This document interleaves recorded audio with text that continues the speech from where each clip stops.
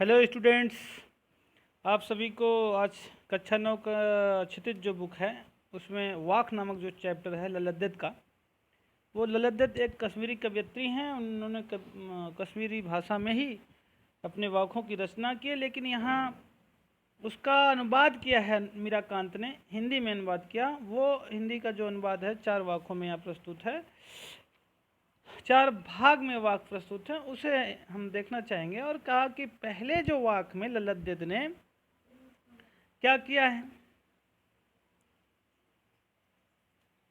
हिंदी अनुवाद जो प्रस्तुत है ना, पहले वाक में ललद्दत ईश्वर प्राप्ति के लिए किए जाने वाले अपने प्रयासों की व्यर्थता की चर्चा की है, और दूसरे में जो बाह्य आडंबर है दुनिया में प्रचलित उसका विरोध किया है, और अंतःकरण से संभावी होने पर मनुष्य की चेतना व्यापक होती है, ऐसी बात करी। दूसरे शब्दों में इस माया जाल में कम से कम लिप्त होना चाहिए।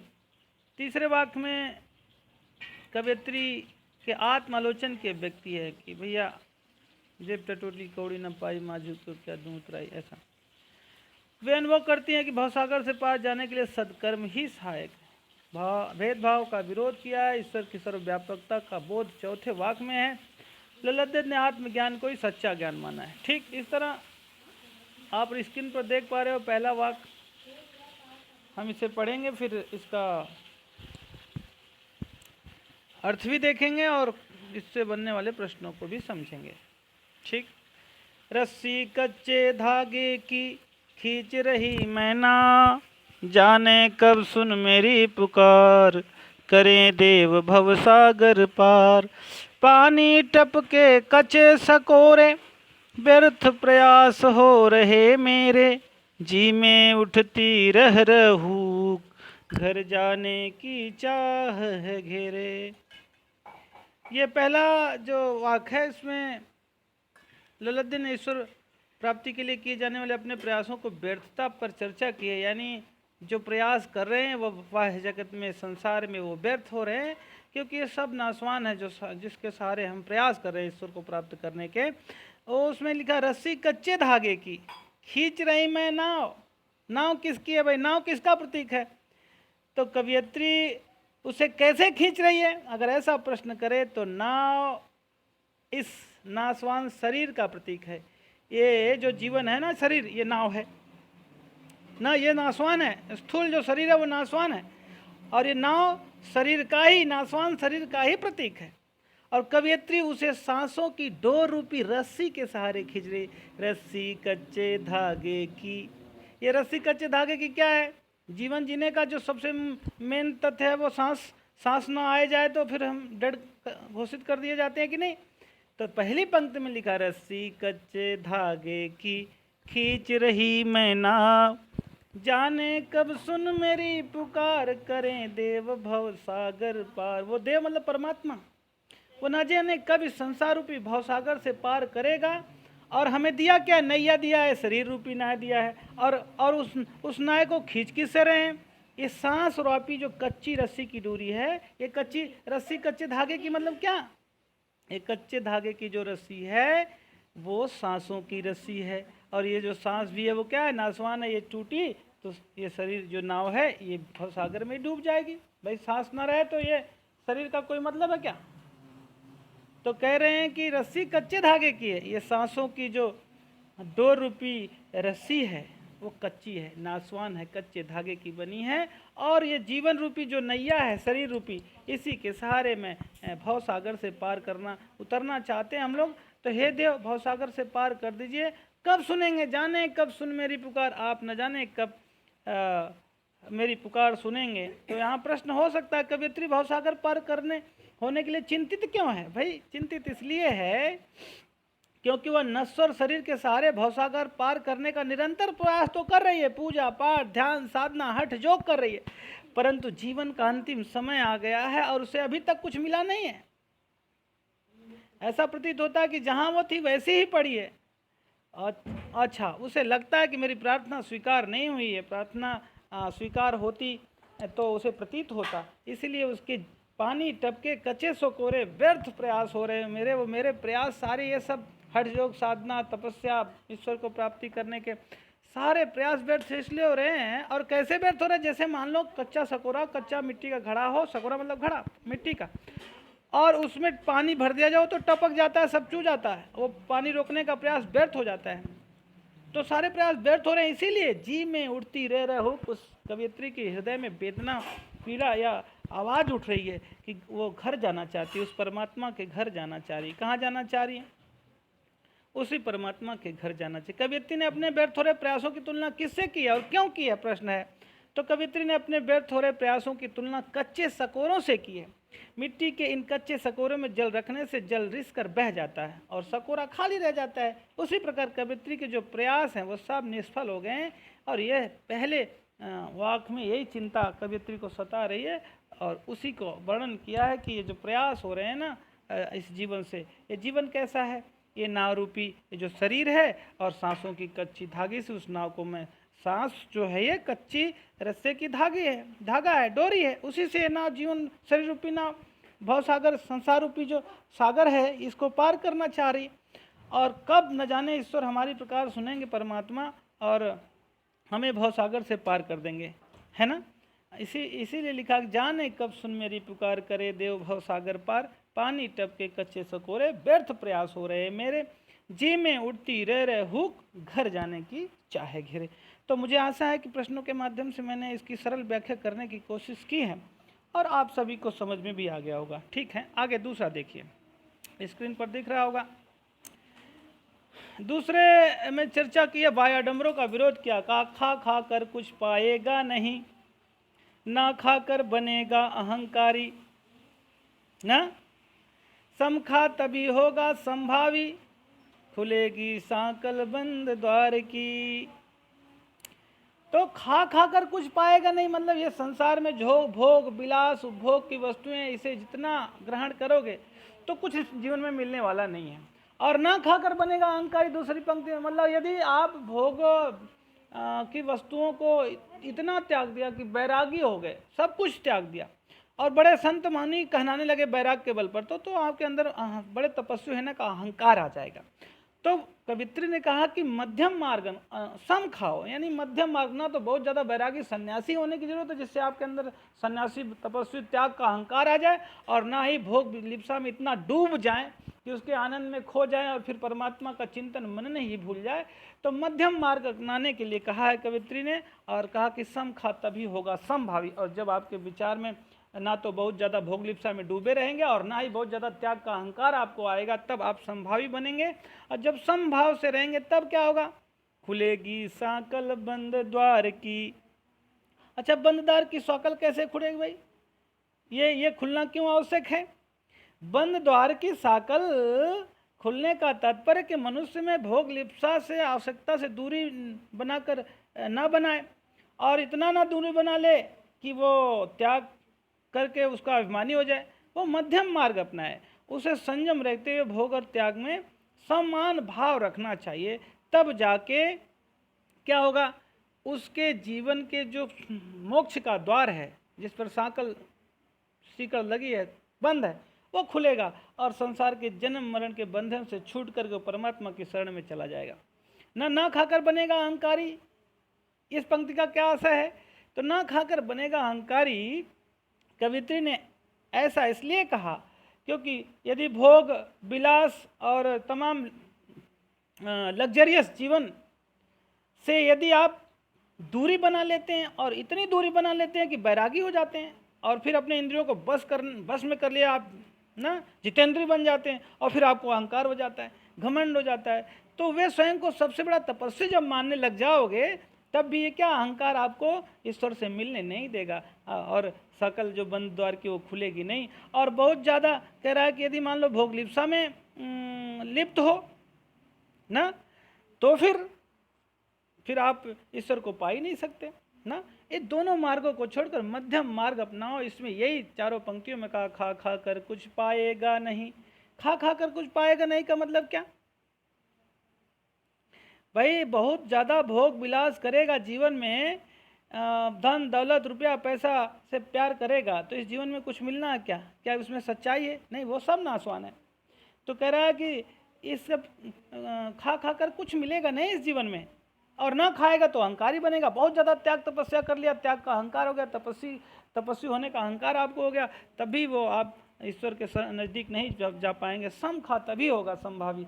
समान रूप से न ज़्यादा बहुत भोग लिप्सा में शामिल होना है, न बहुत ज़्यादा त्याग तपस्या करना है, बल्कि मध्यम मार्ग अपनाते हुए समभाव से रहते हुए ईश्वर की शरण में जाओ और परमात्मा को स्वयं के अंदर देखो। तब अच्छे कर्मों को करते हुए जीवन व्यतीत करते रहो, जिससे उस परमात्मा के पास जाने का जो मार्ग है, जिस पर सांकल, जो द्वार पर सांकल लगी है, खिड़की सिकड़ लगी है, वो बंद है, वो खुल जाएगी आपके लिए। ठीक है। बंद द्वार की सांकल खोलने के लिए कवित्री का मानना है कि भैया आप तभी कर पाओगे जब संभावी बनोगे, तभी आपके लिए क्या बनेगा, दरवाजा खुलेगा। ठीक है, कर लेंगे, कोई समस्या तो नहीं आनी चाहिए। मुझे लगता है ये चारों पंक्तियों का अर्थ आपको समझ में आ गया होगा ना। अब आते हैं हम लोग तीसरे पर। आई सीधी राह से गई न सीधी राह, सुसुम सेतु पर खड़ी थी बीत गया दिन आ, जेब टटोली कौड़ी ना पाई, माझी को दूं क्या उतराई। क्या उतराई? जेब टटोली कौड़ी ना पाई। ये कवियत्री क्या कहना चाहती है? इससे आपको क्या सीख मिलती है? तो जेब टटोली कौड़ी ना पाई के माध्यम से कवियत्री ललद्यत कहना चाहती हैं कि जो ये जीवन में त्याग तपस्या भक्ति का जो दिखावा है, पूजा पाठ हवन यज्ञ आदि जो जितने भी साधन हैं, योग वैराग सब के माध्यम से जो प्रभु को, ईश्वर को, अपने परमात्मा को प्राप्त करने का प्रयास कर रहे हैं, वो सब असफल हो जाता है। इस तरह के प्रयास भले ही आजीवन किया जाए, कितना किया जाए, उससे भक्ति के नाम पर कुछ मिलने वाला नहीं है, कुछ भी नहीं मिलेगा। और भव सागर को पार करने के लिए मनुष्य जब अपनी जेब टटोलता है तो वह खाली मिलता है, यानी कुछ उसने पुण्य कर्म नहीं किया। सुसुम से आई सीधी राह से गई न सीधी राह, सुसुम सेतु पर खड़ी थे बीत गया दिन आ, जेब टटोली कौड़ी न पाई, माझी को के दूत राई। तो जब वो अपनी जेब टटोलता है, यानी स्वयं के अंदर झांकता है कि मैंने कौन सा सत्कर्म किया, कौन सा पुण्य परोपकार किया, तो वो उसे कुछ नहीं मिलता है। तो मनुष्य को यह शिक्षा मिलती है कि भक्ति मात्र का दिखावा और आडंबर करना, ये सुसुम सेतु पर खड़ी थी बीत गया दिन है, मतलब सुसुमना जगाना एक हठयोग है। आई सीधी राह से गई न सीधी राह, एक तरह से हठयोग है जिसमें कुंडली जगाई जाती है। सुसुमना मार्ग से वो जो ब्रह्मरंध्र दसम द्वार है, आज्ञा चक्र, उसे ये हठयोग विद्या से जो हठयोगी होते हैं वो जगाते हैं। तो इन सब करने से भी कहा कि कुछ नहीं मिला, जेब टटोली तो कुछ भी नहीं मिला, हठयोग किया है ना। तो अब आप समझ पा रहे होंगे कि माझी मतलब उस परमात्मा को ये भवसागर से पार करने के लिए शुल्क क्या दूं, क्या उतराई दूं, कुछ सत्कर्म नहीं किया, कुछ अच्छे कार्य नहीं किया, ये कहना चाहते हैं। ठीक है, आप आसानी से समझ पा रहे होंगे। एक बार फिर से पढ़ लेते हैं। आई सीधी राह से गई न सीधी राह, सुसुम सेतु पर खड़ी थी बीत गया दिन आ, जेब टटोली कौड़ी ना पाई, माझी को दूं क्या उतराई। ईश्वर प्राप्ति के लिए बहुत से व्यापक हठयोग जैसी कठिन साधना भी लोग करते हैं। जो से सुसुम सेतु पर खड़ी थी, आई सीधी राह से गई न सीधी राह, इसका यही मतलब है, हठयोग साधना, जप तप। लेकिन उससे लक्ष्य, जो परमात्मा को प्राप्त करने का जो लक्ष्य, वो मिला नहीं। भाव या यही पंक्तियों में है, आई सीधी राह से गई न सीधी राह, है ना, माझी को क्या उतराई। अब समझ पा रहे होंगे आप आसानी से। तो बंद द्वार की साकल खोलने के लिए ललद्यत ने उपाय जो सुझाया है वो यही कि भैया ज़्यादा हठयोग विद्या ना करो, करोगे तो क्या होगा, कुछ मिलेगा नहीं। प्रभु के मिलन का जो द्वार है वो तब खुलेगा जब आप संभावी बनोगे, है ना, सदकर्म करोगे, है ना। वही वो इस पंक्ति उससे रिलेटेड है, समझ में आया। जेब टटोली कौड़ी ना पाई का भाव यह है कि सहज भाव से ईश्वर की भक्ति करें और हठयोग का सहारा ना करें ना, और जीवन में कुछ भी नहीं तो प्राप्त नहीं होगा। बहुत लोगों ने हठयोग किया, पहले महात्मा बुद्ध ने भी हठयोग किया, दुबले हो गए, इतना योग तपस्या खाना पीना छोड़ दिया, फिर मरने को आ गए, तो किसी ने उनको मैसेज दिया कि बीड़ा के तार को इतना ना टाइट करो कि टूट जाए और इतना ढीला भी ना रखो कि वो उससे कोई आवाज़ ना आए सुरीली। तो इस लद्दत ने यही मार्ग सुझाया है कि आप मध्यम मार्ग अपनाओ जिससे ईश्वर को प्राप्त कर सको। ठीक, कर लेंगे। अच्छा, एक प्रश्न है, जेब टटोली कौड़ी ना पाई का मतलब क्या? वही कि भैया जब हम संभाव होकर सहज भाव से ईश्वर का भक्ति भजन करेंगे और परोपकार आदि करते हुए ईश्वर के शरण में जाएंगे, तब वो हमें ईश्वर मिलेगा, उससे मिलने का जो द्वार है वो खुलेगा। और यदि हम हठजोग किए सिर्फ त्याग तपस्या करते रहे, जब तब करते रहे, तो कुछ नहीं मिलेगा, खाली जेब रह जाएगी। जेब टटोली कौड़ी ना पाई मतलब कुछ भी सदकर्म, अच्छे कर्म, अच्छे पुण्य भक्ति नहीं होगी आपके जेब में, आपके पुण्य कर्म आपके हिस्से में नहीं होंगे, तो उस परमात्मा को भवसागर से पार करने का शुल्क उतराई क्या देंगे? अब आप समझ गए होंगे। आगे चलें। ठीक है, तीसरा जो चौथा जो है वो इस चौथे में क्या है? ईश्वर की सर्वव्यापकता की बात करी गई है कि ईश्वर कहाँ बसता है। थल थल में बसता है शिव ही, भेदन कर क्या हिंदू मुसलमान। ज्ञानी है तो स्वयं को जान, वही है साहिब से पहचान। ज्ञानी से कवियत्री का क्या अभिप्राय है? ज्ञानी है तो स्वयं को जान।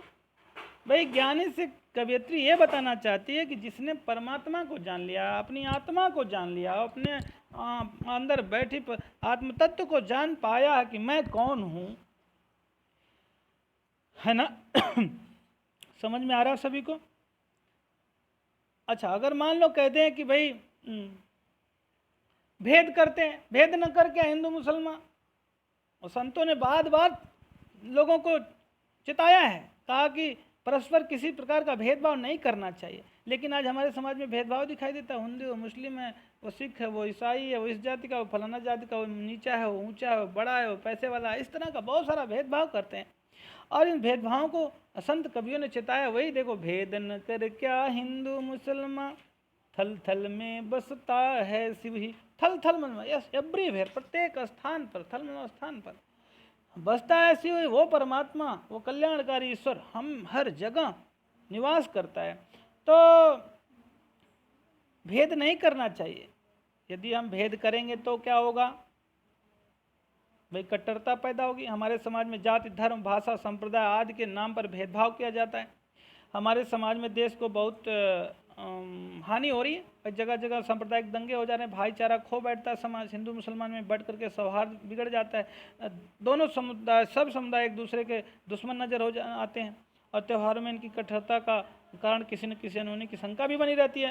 इसके अलावा समय समय दंगे भी हो करते हैं ना, कानून व्यवस्था भी की समस्या उठ खड़ी होती है। इसीलिए कहा कि भेद न कर क्या हिंदू मुसलमान, थल थल में बसता है शिव ही। वही एक परमात्मा तत्व जो हर जगह, अल्लाह, ईश्वर, सभी विभिन्न नामों से निवास करता, सर्वव्यापक है।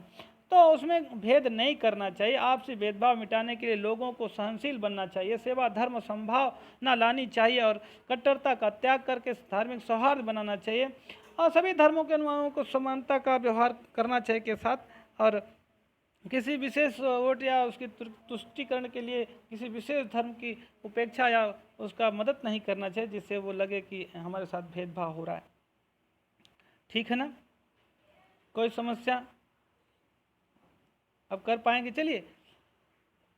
कवियत्री भावसागर से पार होने के प्रति चिंतित क्यों है? कवियत्री भावसागर से पार होने के लिए इसलिए चिंतित है क्योंकि वो नश्वर शरीर के सहारे भावसागर पार करने का निरंतर प्रयास करती, परंतु जीवन का अंतिम समय पर उन्होंने कुछ ऐसी प्रतीति नहीं पाई जिससे लगे कि हमने जीवन में कुछ अच्छा किया है।